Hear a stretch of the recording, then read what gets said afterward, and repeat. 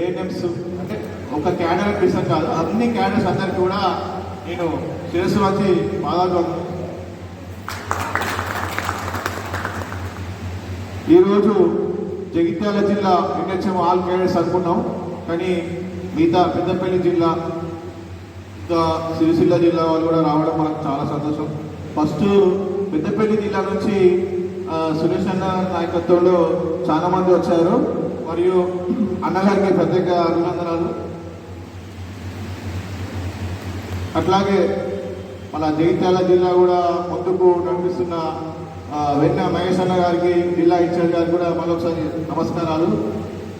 అక్రమ్బాయికి మరియు కడారి రాములు గారు రాజన్న సిరిసిల్ల గత 3 నెలల కిందట వాళ్ళ జిల్లాలో కూడా నూతన కమిటీని ఏర్పాటు చేయడం జరిగింది. అలాగే ఈరోజు కూడా మన జగిత్యాల జిల్లాలో ఉమ్మడి అంటే 4 జిల్లాల కమిటీలు కూడా ఇవ్వాలని నిర్ణయం చేసుకున్నాం. మీరు ఎవరు ఉంటారు ప్రెసిడెంట్ అనేది మీరే నిర్ణయం చేసుకోండి, మీకే ఒపీనియన్ అప్పచెప్తున్నా. ఉమ్మడి కరీంనగర్ జిల్లా అంటే 4 జిల్లాలు, పెద్దపల్లి, రాజన్న సిరిసిల్ల మరియు జగిత్యాల, ఇది కరీంనగర్. ఈ 4 జిల్లాల నుంచి ఎవరెవరు ఉంటారో బాధ్యులుగా వాళ్ళు పేర్లు ప్రపోజల్ మీరే పెట్టండి. మీ దాంట్లో ఎవరు ఉండాలో వాళ్ళని మేము ప్రపోజల్ పంపుతాం. దాన్ని ఏకాప్రియంగా నిర్ణయం తీసుకొని దాన్ని కూడా ఫైనల్ చేద్దాం. మన అందరి సమస్య ఒకటే, రెగ్యులరైజేషన్ ఒకటే. అందరికీ రెగ్యులరేషన్ కావాలా వద్దా? రెగ్యులర్ కావాలి. ఎన్హెచ్ఓ ఉద్యోగులంతా రెగ్యులరైజ్ చేయాలి. పక్క రాష్ట్రాలలో చేస్తున్నారు, ఇప్పటికీ 4 రాష్ట్రాలు చేశారు. మరి మనం ఏం చేసినాం? మన తెలంగాణ రాష్ట్రంలో మనం తెలంగాణ పెట్టలేము కదా. మనం అందరం పనిచేస్తున్నప్పుడు మనకు రెగ్యులరేషన్ ఎప్పుడైతుంది? ఇప్పటికీ 20 సంవత్సరాలు దాటింది. కాబట్టి మనకు ఒక్కటే ఏంటంటే రెగ్యులరేషన్. ఉద్యోగులందరినీ కూడా రెగ్యులరేషన్ చేయాలి. అప్పటి వరకు సుప్రీంకోర్టు గైడ్లైన్స్ ప్రకారం సమాన పనికి సమాన వేతనం ఇవ్వాలి. ఎందుకంటే ఇది ఇచ్చుకుంటూ మనం అది చేయాలి. రెగ్యులరేషన్ చేసేయాలని కొంచెం సమయం పడితే అంటారు వాళ్ళు. తొందరగా చేయాలంటే నువ్వు అధికారులు కూడా అడుగుతున్నావు. ఏమని అడుగుతున్నావు అంటే ప్రతి ఉద్యోగిని రెగ్యులరైజ్ చేయమని అడుగుతున్నావు. ఇప్పుడే వచ్చింది కదా, 6 నెలలు అవుతుంది అంటారు. గత ప్రభుత్వం 10 సంవత్సరాలు బీఆర్ఎస్ ప్రభుత్వం శ్రమ దోపిడీ చేసింది.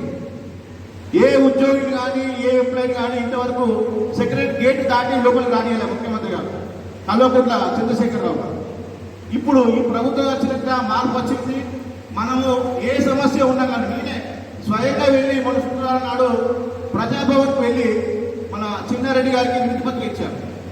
సారు దానికి స్పందించి మీ సమస్య తొందరలో పరిష్కరిస్తానని చెప్పేసి దానికి చెప్పడం జరిగింది. మన ఉద్యోగుల సమస్యలు చాలా ఉన్నాయి, ఒక్కొక్కరికి ఒక్కొక్క సమస్య ఉంది. మన సమస్యలు అవి చెప్పుకుంటే ఈ ఒక్కరోజు కాదు 10 రోజులైనా పడుతుంది. ఒక్కొక్క సమస్య ఒక్కొక్క రకంగా ఉంటుంది. కాబట్టి మనం సమస్యలన్నీ పరిష్కరించాలంటే మనందరూ ఒకటే యూనిటీగా ఒకటే జెండా కింద ఉండాలి. అది నేను నమ్మిన సిద్ధాంతం ఏఐటీసీ. మీరందరూ కూడా దాంట్లో ఉంటే మనకు న్యాయం జరుగుతుందని నేను అనుకుంటున్నాను. మీరందరూ కూడా ఖచ్చితంగా ఏఐటీసీలో చేరాలి. మీరందరూ కూడా ఏఐటీసీలో ఉండాలి. మిగతా వాళ్ళు మీ మిత్రులు కూడా ఇలా రాని వాళ్ళు ఉంటారు కదా, వాళ్ళకు కూడా ఇలా ఈ మీటింగ్లో ఏం జరిగింది కూడా వాళ్ళకి తెలియజెప్పాలి. ఇప్పుడు చాలా రాని వాళ్ళు చాలా మంది ఉన్నారు, వచ్చింది స్ట్రెంత్ తక్కువ. కాబట్టి రాని వాళ్ళకు కూడా ఇక్కడ జరిగిన విషయాలు వాళ్ళకు చెప్పాలి. చెప్పి వాళ్ళందరినీ కూడా ఒక దాటికి తీసుకొచ్చి మనందరి జెండా ఒకటే జెండా, అది ఏఐటీసీ ఎజెండా. రెగ్యులరైజేషన్ కావాలి. రెగ్యులరేషన్ కావాలంటే ఏం చేద్దాం, ఎట్లయితే అయితే ఇదే ప్రాసెస్ మీద మనం అడుగులు అడిగేసుకుంటూ మన సక్రమంగా మనం దీన్ని యొక్క అభివృద్ధి పయంలో నింపాలని నేను అందరినీ మనసారా వేడుకుంటున్నాను ఈ సభాముఖంగా. ఇంకొకటి, మనకు చాలా సమస్యలు ఉన్నాయి. మహిళా ఉద్యోగులకు 35 రోజులు 180 రోజులు మెటర్నిటీ సెలవులు ఇవ్వాలి. గవర్నమెంట్ హాస్పిటల్లో పనిచేసే వాళ్ళకేమో ఇస్తున్నారు. ప్రభుత్వ పట్టణ ఆరోగ్య కేంద్రం కానీ అర్బన్ సెంటర్లో కానీ చేస్తున్న వాళ్ళకు ఉద్యోగులకు కట్టేస్తున్నారు, వేతనం కట్టేస్తున్నారు. ఇట్లా ఈ శ్రమ దోపిడీ చేస్తున్నారు. ఒకరికి కాంట్రాక్ట్ ఉద్యోగికి ఈతాలు ఇవ్వాలంటే ఎన్నో చట్టాలు చెప్తున్నారు. ఏదో అక్కడ ఫండ్ రాలేదు, ఇక్కడ ఫండ్ అంటున్నారు. అదే రెగ్యులర్ ఎంప్లాయీకి 1వ తారీఖు జీతం వస్తాను. మనం చేస్తలేము ఆ పని, మరి వాళ్ళు చేస్తున్నారు. వాళ్ళకి ఎందుకు ఇస్తారు, మనకి ఎందుకు ఇస్తారు? ఇక్కడ శ్రమ దోపిడీ జరుగుతుంది. కాబట్టి ఈ కాంట్రాక్ట్ వ్యవస్థను రద్దు చేయాలి. ఉన్న వాళ్ళను ఉన్నట్టుగా రెగ్యులర్ చేయాలి.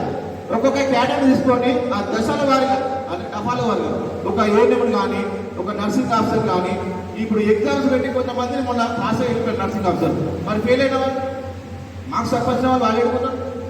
కాబట్టి వీళ్ళందరికీ కూడా ఒక్కటే డిమాండ్ పెట్టాలి, అందరిని రెగ్యులరైజ్ చేయాలి. అప్పటి వరకు సుప్రీంకోర్టు గైడ్లైన్స్ ప్రకారం సమాన పని సమాన వేతనం ఇవ్వాలి. అందరికీ థ్యాంక్ యూ, వందనాలు.